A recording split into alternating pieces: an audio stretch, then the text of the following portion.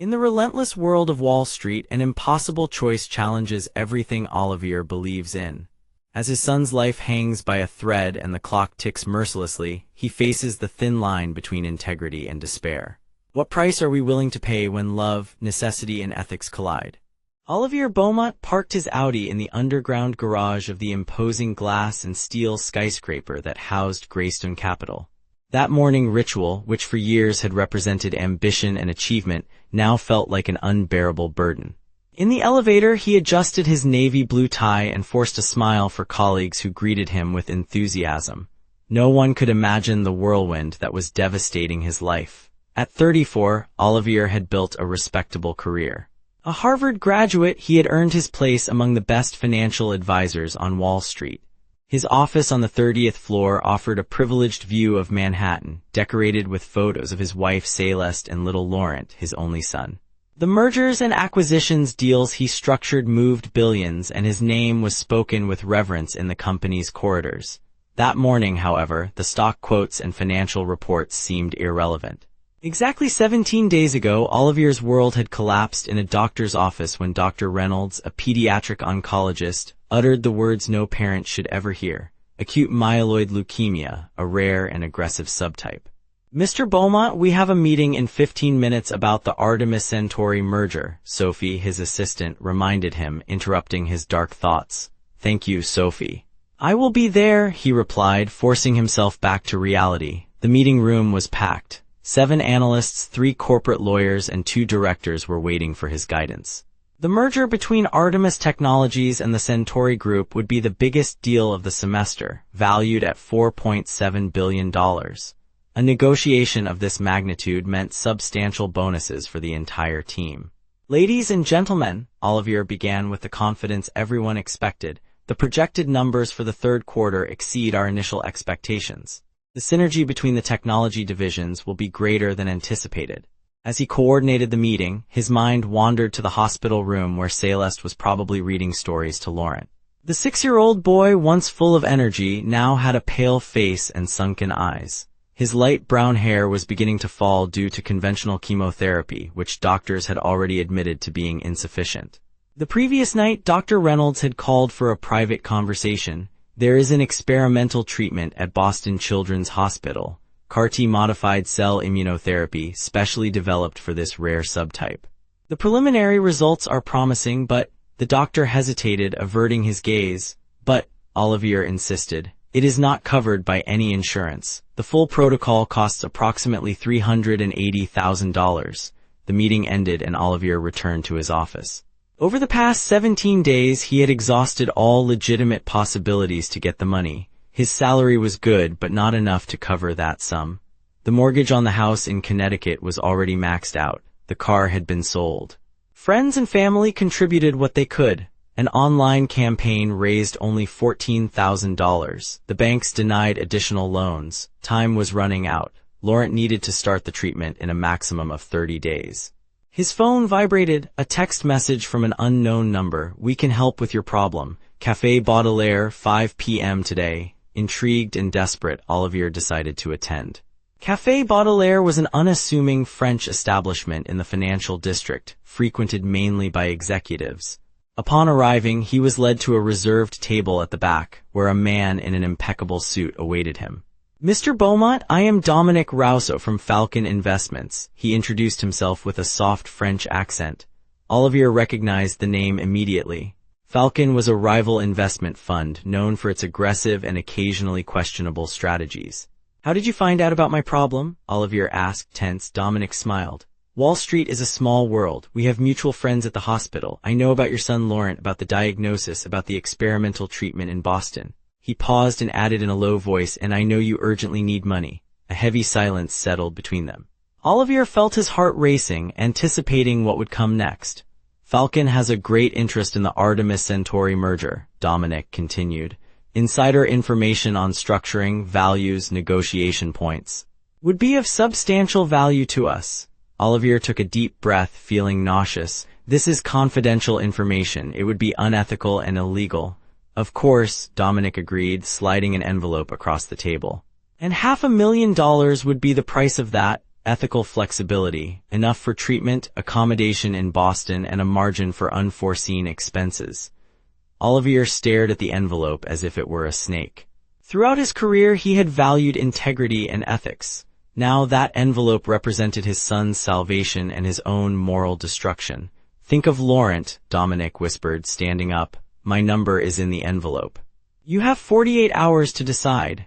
That night, Olivier visited Laurent in the hospital. The boy was asleep, connected to monitors and tubes. Céleste, asleep in the chair beside him, had deep dark circles under her eyes.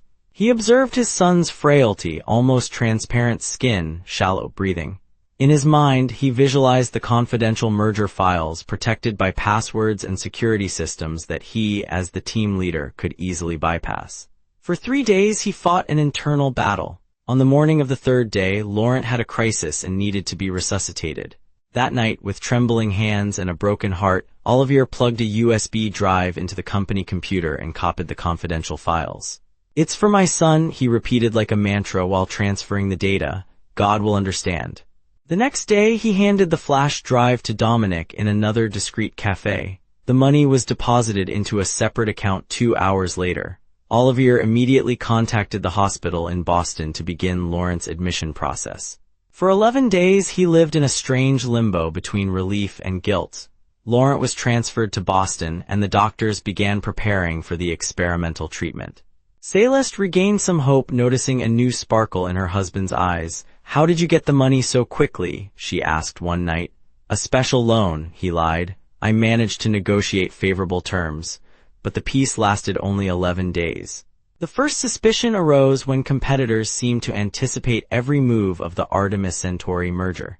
The billion-dollar operation began to unravel when Falcon Investments strategically positioned itself, using information that only insiders would have access to.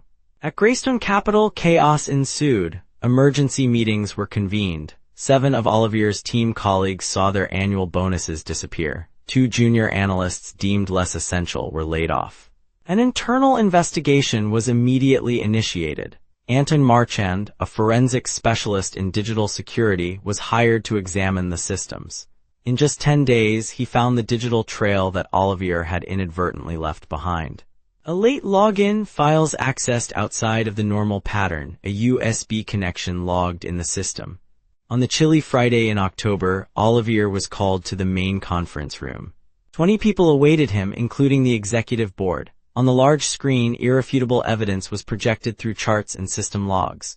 "Mr. Beaumont," said the chief operating officer coldly, "we have conclusive evidence that you extracted confidential information about the Artemis Centauri merger and shared it with competitors." Olivier did not deny it. He simply lowered his head while colleagues averted their eyes with expressions of disgust and disappointment. 30 minutes to clear your desk," the director concluded. "Our legal department will contact you about the next steps." The walk to his office felt endless. Colleagues who once greeted him enthusiastically now shied away, as if his betrayal were contagious. With trembling hands, he packed photographs, books, and some personal items into a cardboard box. He was ruined, professionally, morally, and financially. 3 steps away from the exit door, he heard the breathless voice of Sophie, his assistant. "Mr. Beaumont, Mr. Duval wants to see you." Now, Philippe Duval. The CEO of Greystone Capital. 61 years old, French by birth, reputed to be fair but inflexible with ethical violations. Olivier ascended to the 42nd floor on shaky legs, expecting the final blow, maybe a criminal case in addition to the civil one. The CEO's office occupied the north corner of the building, with glass walls offering a panoramic view of Manhattan. Philippe stood, his back to the door, observing the city that never sleeps. His reflection in the glass showed a grave expression. He turned slowly as Olivier entered, showing no anger, just a deep weariness. "Sit down, Olivier," he indicated a leather chair in front of his imposing desk. The silence weighed for a few seconds. Philippe picked up a framed photograph he kept on his desk, a blond boy with a wide smile, maybe 7 years old, hugging a golden retriever dog. "This was Julian," he finally said, "my son. He died 15 years ago, leukemia." His voice choked slightly. "I know about Laurent, I know the diagnosis. I know you exhausted all options before accepting money from Dominic Rousseau. We investigated everything, not just the betrayal, but the reason why." Silent tears rolled down Olivier's face. I had no choice. I had a choice, Philippe interrupted, sitting heavily in his chair.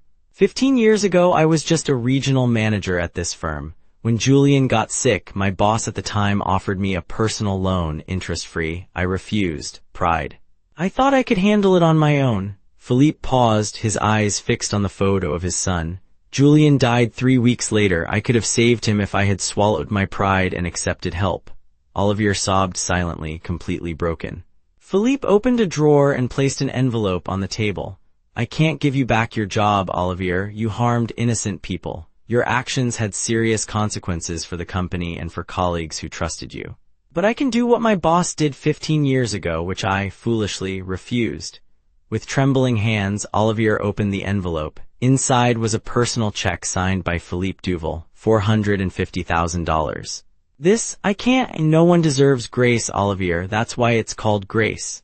Philippe leaned forward. $450,000. It covers the full treatment, 6 months of post-remission follow-up, accommodations in Boston, and a margin for unforeseen events. I don't want you to worry about money when it comes to your son. Olivier held the check, incredulous, unable to articulate words.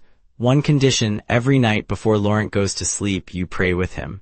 Thank God for another day of life, and when he gets better, because he will get better, you tell him about choices, humility, and how to accept grace when we don't deserve it. Olivier fell to his knees, overwhelmed with emotion. Philippe walked around the table and placed his hand on his shoulder. I've already spoken with Boston Children's Hospital. Dr. Herman Chen will personally evaluate Laurent.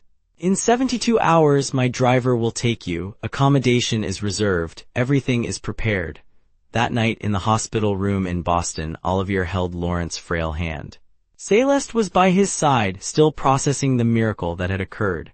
After explaining the whole truth to his wife, the betrayal, the dismissal, and the unexpected redemption, Olivier closed his eyes and prayed sincerely for the first time in many years. Father, I don't deserve this. I betrayed, I lied, I failed everyone. I deserved justice but received mercy. You broke my pride to teach me that I cannot carry everything alone, that accepting help is not weakness, it is humility. Forgive my arrogance in thinking I could save my son with my own hands, even staining them with betrayal. Protect Laurent. Turn my fall into a testimony of your grace.